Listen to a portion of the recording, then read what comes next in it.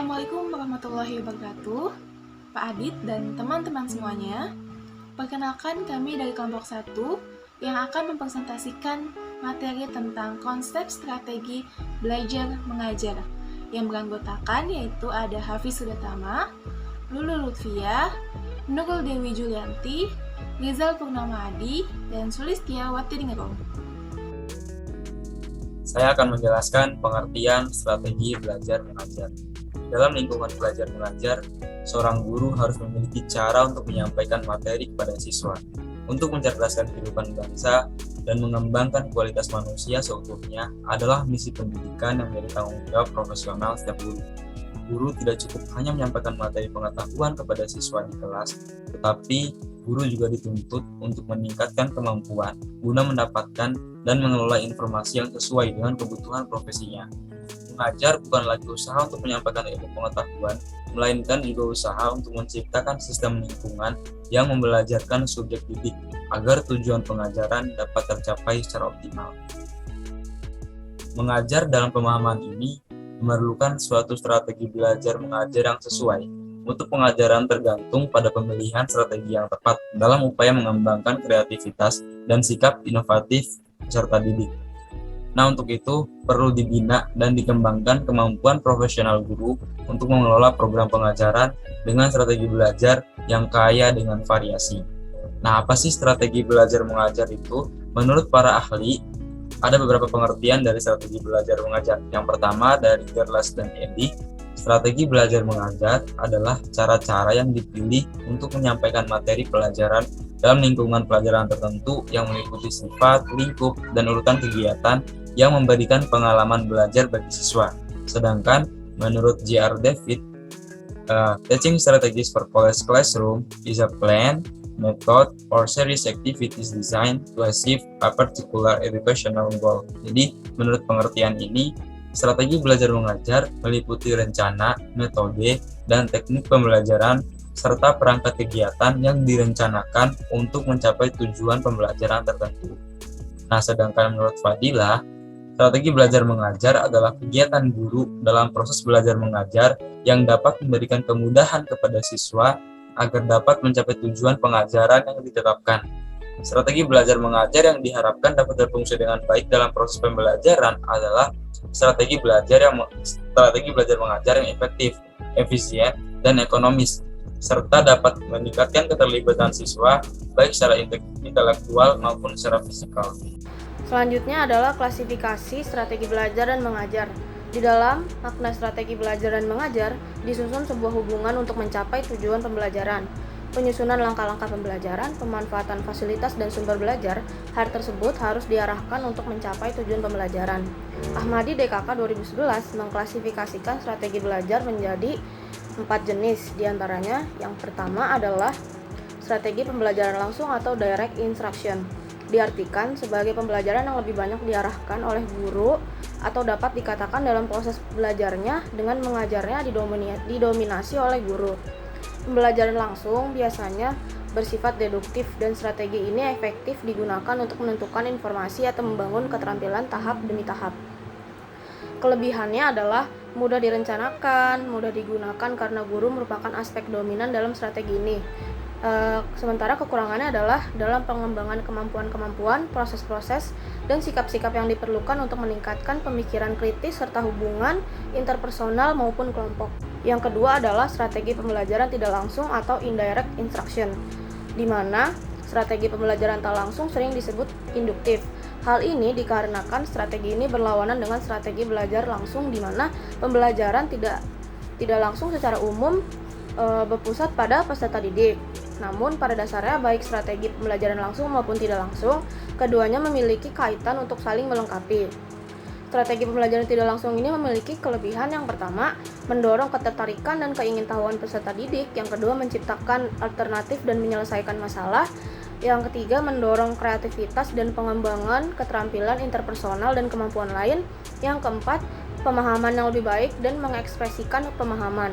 Yang kelemahannya adalah yang pertama, memerlukan waktu yang cenderung lebih panjang, outcome sulit untuk diprediksi, dan yang terakhir, strategi ini dinilai tidak cocok apabila peserta didik perlu mengingat materi dengan cepat.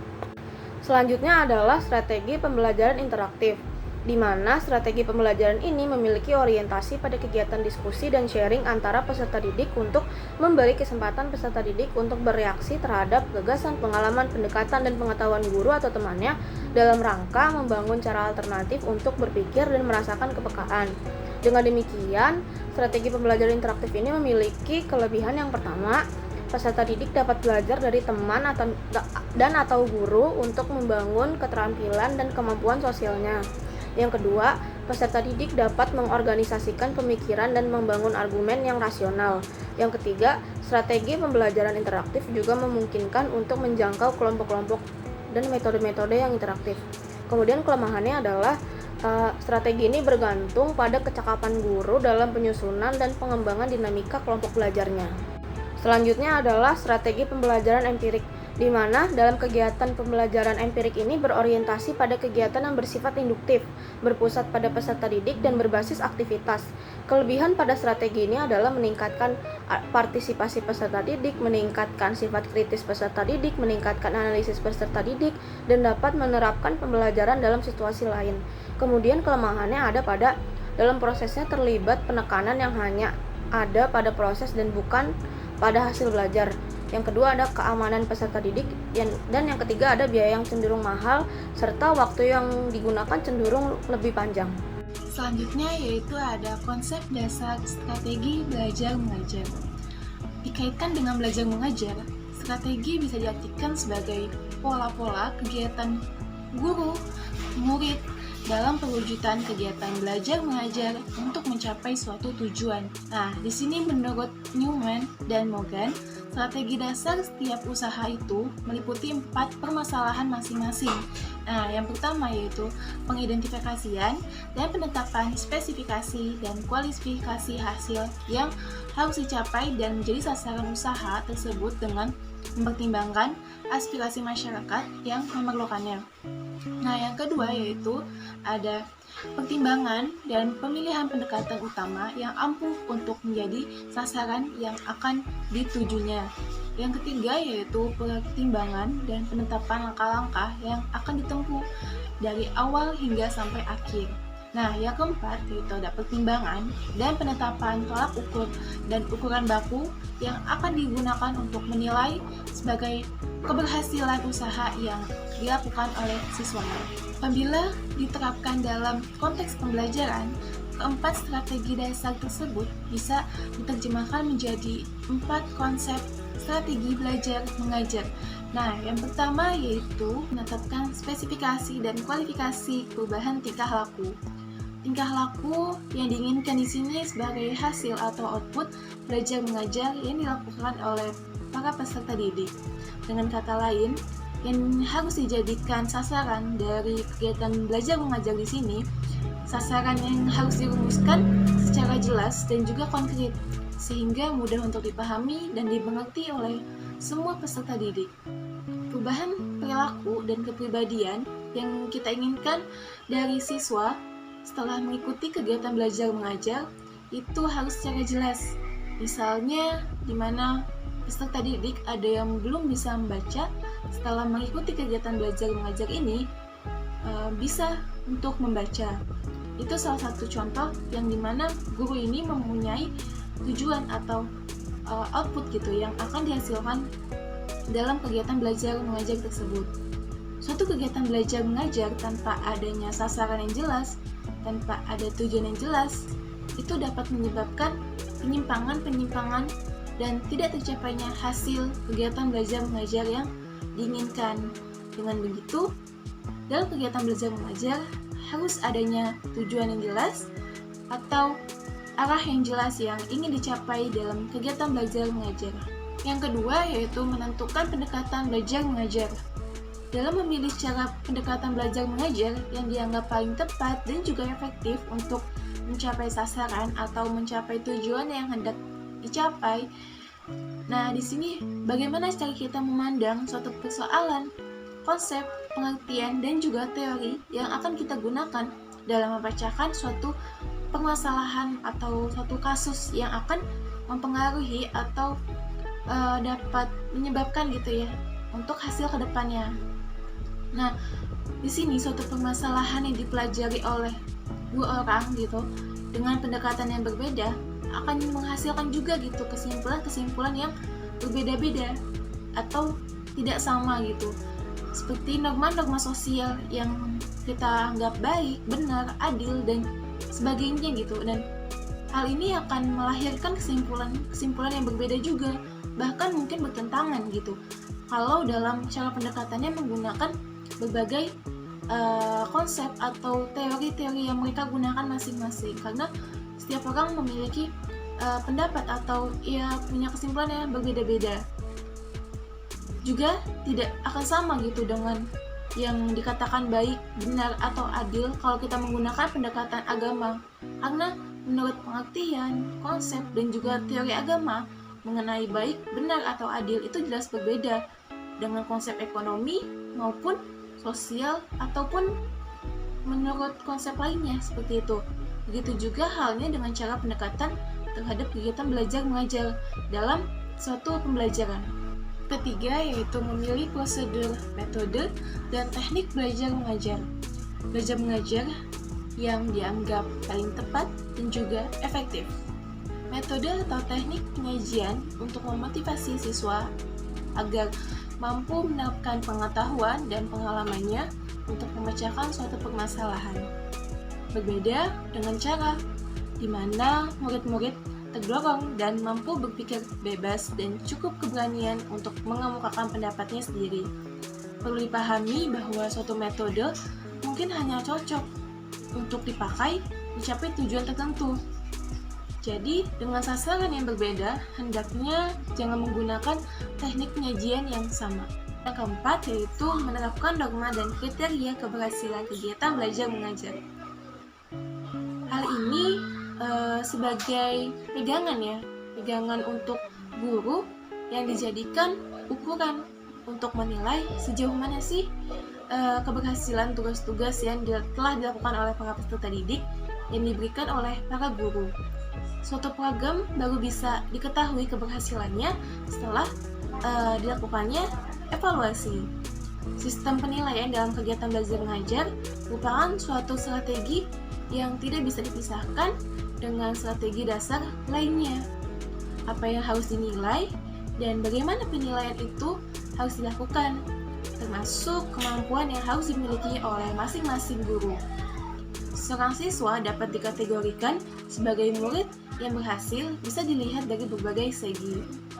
Nah, contohnya segi kerajinan, di mana mengikuti tatap muka dengan guru, perilaku sehari-harinya di sekolah, hasil ulangannya, hubungan sosial, dalam hal kepemimpinan, prestasi pun yang diraih oleh peserta didik, keterampilan, dan sebagainya. Atau bisa dilihat dari berbagai aspek yang mungkin dimiliki oleh para peserta didik. Selanjutnya saya akan memaparkan mengenai submateri proses belajar mengajar sebagai suatu sistem. Sebelum saya menjelaskan lebih lanjut mengenai proses belajar mengajar sebagai suatu sistem, maka saya akan memaparkan apa itu sistem belajar mengajar. Jadi, sistem merupakan suatu komponen-komponen yang saling berhubungan dan berinteraksi untuk mencapai suatu tujuan tertentu. Kemudian, kegiatan belajar mengajar atau KBM merupakan proses di mana guru atau pengajar dan siswa atau peserta didik berinteraksi timbal balik satu sama lain yang bersifat mempengaruhi dan dipengaruhi. Jadi, dari dua pengertian ini maka dapat kita simpulkan yakni sistem belajar mengajar ialah suatu komponen-komponen pendidikan yang saling berhubungan dalam suatu belajar. Oke, berikutnya ini ada bagan yang berisi tahapan-tahapan yang terjadi di dalam sistem belajar mengajar. Setiap tahapan yang terjadi di dalam sistem belajar mengajar ini terdapat komponen-komponen pendukungnya. Tahapan yang pertama ini dimulai dengan tahapan input.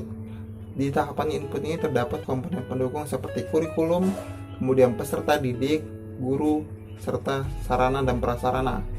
Setelah tahapan input ini terpenuhi, maka tahapan selanjutnya yakni proses. Di dalam proses sendiri, ini terdapat beberapa komponen lainnya seperti materi pembelajaran, metode pembelajaran yang digunakan, serta evaluasi dalam pembelajaran. Setelah dua tahapan ini terlalui, input dan proses. Maka tahapan yang berikutnya yakni tahapan output. Di tahapan output ini merupakan hasil dari pembelajaran yang dilakukan, yakni diharapkan siswa dapat mendapatkan kompetensi sesuai dengan bidang yang diambilnya. Oke, berikutnya saya akan menjelaskan tiap-tiap komponen dari masing-masing tahapan. Komponen yang pertama, komponen kurikulum. Kurikulum merupakan suatu sistem pembelajaran yang digunakan untuk mencapai tujuan. Karena berhasil atau tidaknya sistem pembelajaran diukur dari banyaknya tujuan yang tercapai. Kemudian, komponen yang kedua ialah siswa. Siswa adalah kunci dari semua pelaksanaan pendidikan. Tidak ada pendidikan tanpa adanya peserta didik. Untuk itu, siswa harus dipahami dan dilayani sesuai dengan hak-hak dan tanggung jawab sebagai peserta didik. Oke, komponen yang ketiga ialah guru. Seorang guru mengemban tugas mengantarkan anak didiknya mencapai tujuan yang telah ditentukan. Untuk itu, guru harus menguasai seperangkat kemampuan yang disebut dengan kompetensi guru. Kemudian, komponen yang keempat ialah sarana dan prasarana. Agar pembelajaran lebih mudah dipahami oleh siswa, maka dalam proses belajar mengajar harus didukung dengan kelengkapan sarana dan prasarana yang memadai. Oke, selanjutnya ini ada komponen di tahapan proses.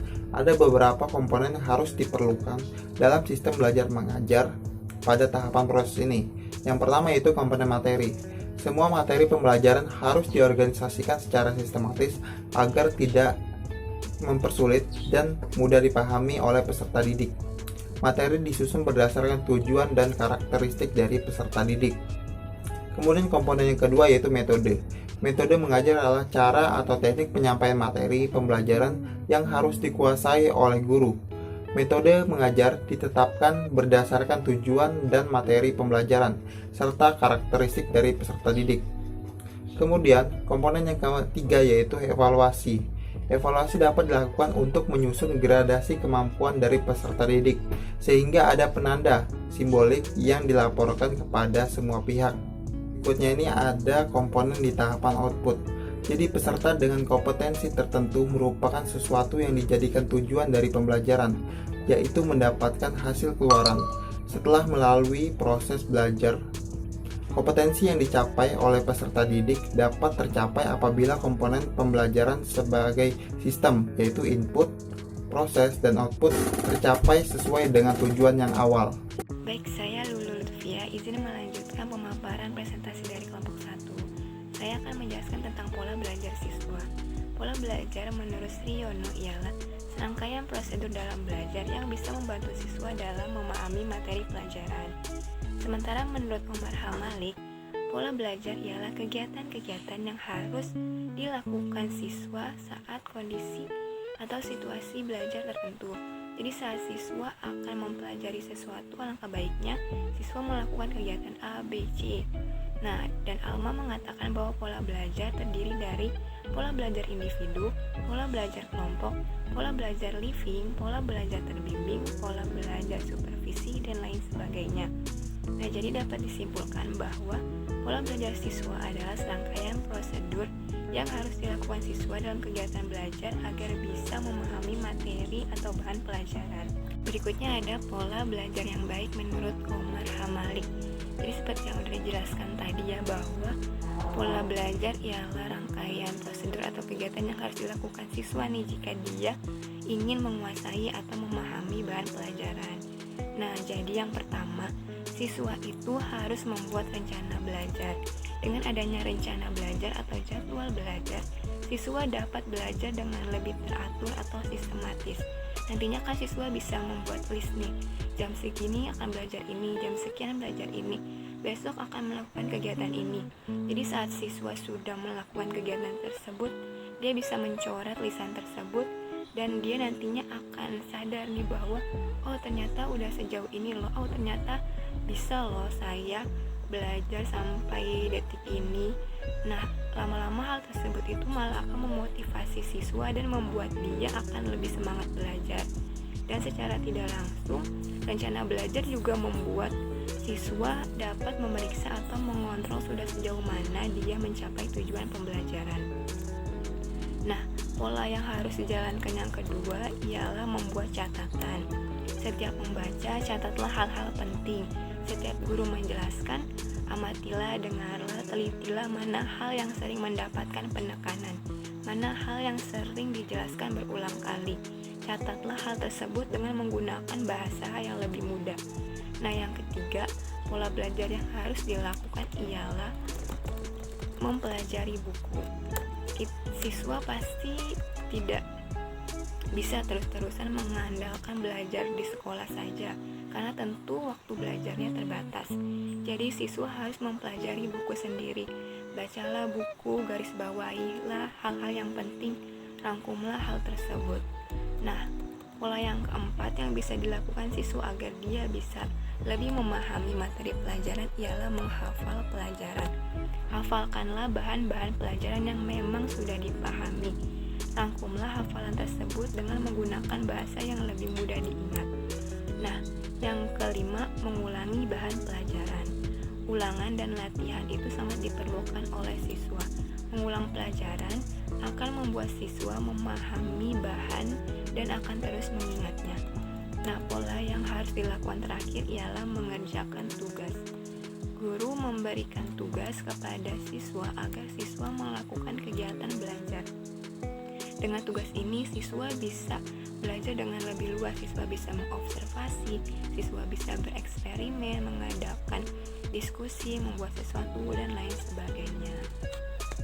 Nah, itu tadi pola belajar yang bisa dilakukan siswa ataupun mungkin kita sebagai mahasiswa agar bisa lebih memahami bahan pelajaran. Nah, bagaimana jika mungkin teman-teman di sini ada yang bercita-cita jadi guru dan dikaitkan juga dengan strategi belajar mengajar nih. Jadi, guru itu harus memiliki keterampilan menyusun strategi belajar mengajar atau metode mengajar yang tepat. Nah, pemilihan strategi atau metode pembelajaran itu harus mempertimbangkan karakteristik siswa atau gaya belajar siswa. Nah, jadi guru nih harus memahami gaya belajar siswanya agar bisa menggunakan strategi belajar yang tepat sehingga tujuan pembelajaran bisa tercapai. Nah, jadi saya akan menjelaskan gaya belajar siswa.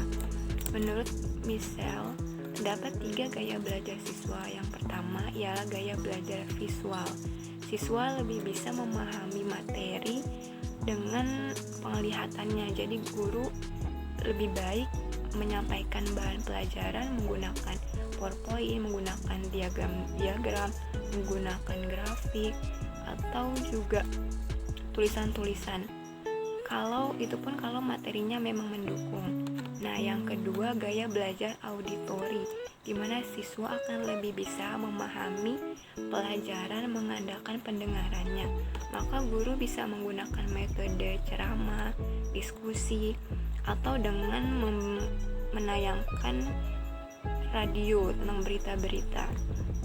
Nah, yang ketiga itu ada gaya belajar kinestetik. Siswa akan lebih bisa memahami materi bila terlibat langsung atau melakukan aktivitas fisik. Nah, mungkin strategi atau metodenya yang bisa guru gunakan ialah dengan bermain peran di sosiodrama, bereksperimen, dan lain sebagainya.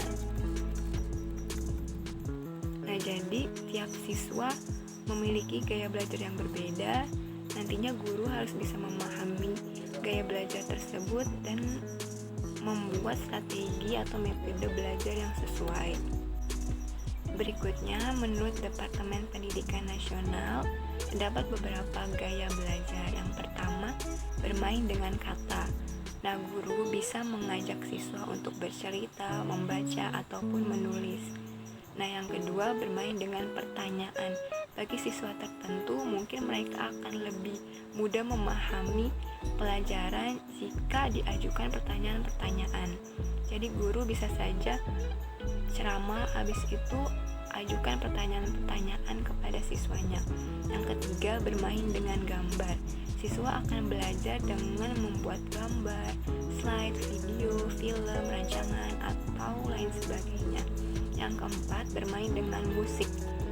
Siswa akan belajar mengingat informasi dengan cara mengingat notasi atau melodi musik. Yang kelima, belajar atau bermain dengan bersosialisasi, di mana siswa memahami materi dan memperoleh informasi dengan cara berbaur, berdiskusi dengan orang lain. Baik, sekian pemaparan dari saya. Mungkin bisa disimpulkan kembali bahwa pola belajar ialah serangkaian prosedur yang harus dilakukan siswa dalam kegiatan belajar agar bisa menguasai bahan pelajaran. Nah, kalau dikaitkan dengan strategi belajar mengajar, guru bisa menentukan pola belajar untuk siswanya, yaitu pola belajar individu atau pola belajar kelompok, pola belajar dengan bimbingan, pola belajar supervisi, pola belajar diskusi, dan lain sebagainya. Dan pola belajar yang bisa dilakukan siswa agar bisa memahami bahan pelajaran dengan baik, yaitu membuat rencana atau jadwal pelajaran, membuat catatan, membaca atau mempelajari buku, menghafal pelajaran, mengulangi bahan pelajaran, mengerjakan tugas, berdiskusi dengan teman, belajar kelompok, dan mengajukan pertanyaan-pertanyaan. Dan jika guru ingin membuat strategi belajar mengajar harus dengan mempertimbangkan karakter siswa atau gaya belajarnya. Dan gaya belajar siswa itu ada gaya belajar visual, gaya belajar auditori, gaya belajar kinestetik, ada gaya belajar dengan kata-kata, gaya belajar dengan mengajukan pertanyaan, dengan musik, dengan bersosialisasi, dan lain sebagainya.